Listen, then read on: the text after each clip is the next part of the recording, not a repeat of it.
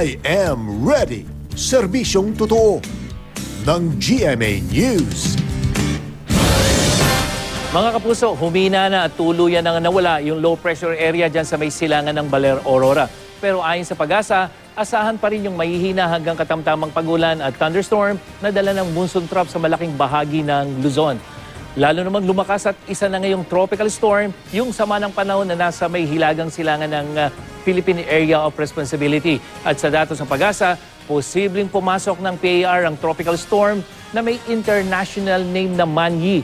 At maaaring bukas po yan ng gabi o linggo ng umaga.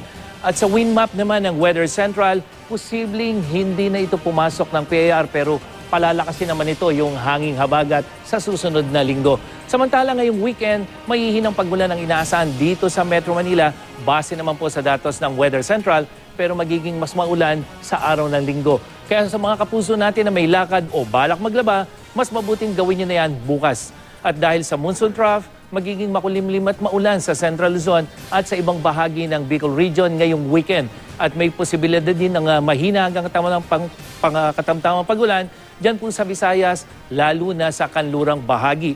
At magiging bahagyang maulap at maulan naman sa malaking bahagi ng Mindanao, lalong-lalo na pagdating ng Sabado at Linggo.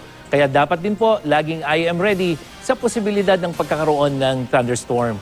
At yan ang ating ulat panahon. Ako po si Nathaniel Cruz para sa I Am Ready, serbisyong totoo ng GMA News.